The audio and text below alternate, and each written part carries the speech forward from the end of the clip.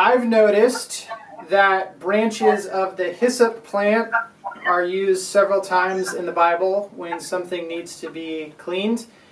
It appears in Exodus 12 as a tool to strike the door lintels with blood at Passover. It's used several times in Leviticus. It's also used at the crucifixion to raise the sponge dipped in vinegar up to Jesus.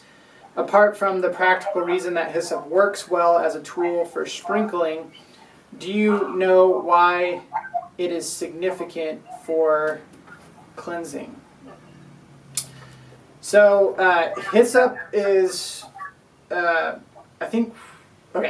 hyssop is strips of wood that are tied together, and it's used in Hebrew cleansing practices as a sprinkler, to like sprinkle in sacrifices and in other rituals.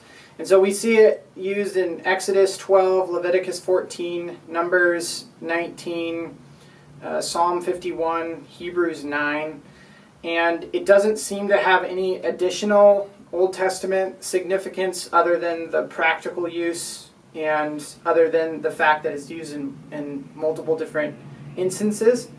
So it becomes its own significance because it's used in each of those practices. But in John chapter 19, Jesus is on the cross and is given a sponge of sour wine on hyssop. Now, Matthew and Mark's account of the same event say that Jesus is given the sour wine on a reed or a stick, not hyssop. And if you're thinking about this culturally, it'd be weird for a Roman soldier to have hyssop at a crucifixion. A Greek word that's spelled really similar means javelin. So the word for hyssop in Greek is husopos, and the word for javelin is huso, without the pos at the end. So a javelin is something that a soldier would actually have. So it's very possible that John is making a connection between Jesus' crucifixion and the cleansing of Old Testament blood sacrifice with the inclusion of hyssop. It's also possible that it's a spelling error, that it meant to say javelin, similar to how Matthew and Mark say reed or stick.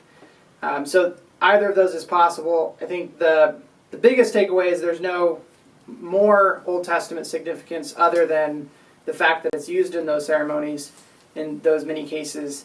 And then the significance of the crucifixion is tied to sacrificial practices in the Old Testament anyway, so you don't need the hyssop to make that tie. But it's possible that it is brought up there again, or it might be a play on words to associate with that, or it just could be a spelling error. So no overly special significance there. Any follow-up questions on that?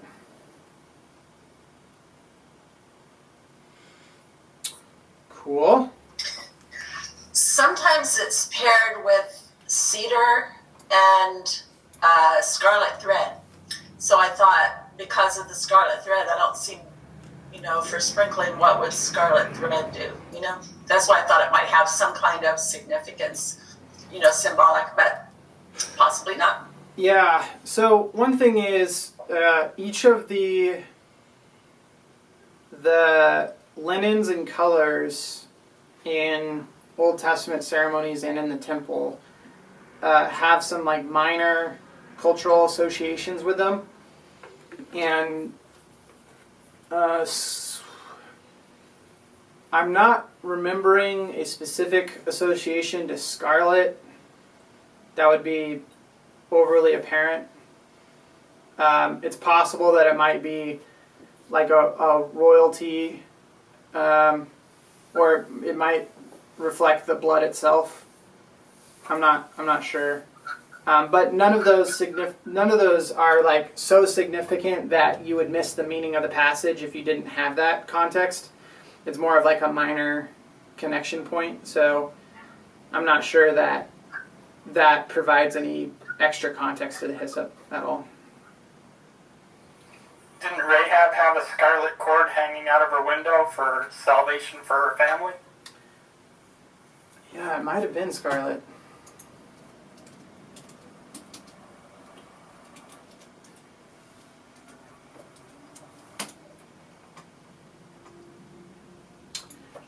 Yeah, I think it was. But I'm not sure. I'm not sure the scarletness of it has any significant meaning to it, other than what I just mentioned, where it could be a wealth or like a royalty. But that would be more like purple would definitely be more royalty. Red or scarlet would maybe be a minor thing that direction. But probably the bigger connection would be to blood. Sacrifice. So in Rahab's scenario, you could probably tie it to the concept of salvation, which would be reflected in the Old Testament sacrifice, and it would be obviously seen its fulfillment in Jesus. But I'm not sure that the text is like making that connection. It's possible, but at most it would be like kind of a subconscious cultural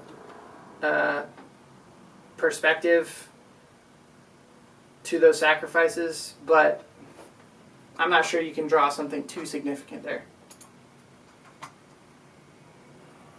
I'm sure you could probably find some like sermons on it that would highlight the color. I'm just not sure that would be any of the main takeaways from any of those passages individually. It's interesting that historically, and actually in modern day times, hyssop is a cleansing herb.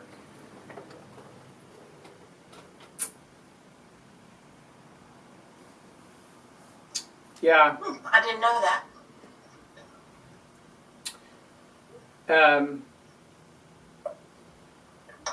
Yeah, it's definitely it is it has like a really good texture or I don't know, like flexibility / thickness that would be good for sprinkling for the purpose that it's used in those Old Testament passages.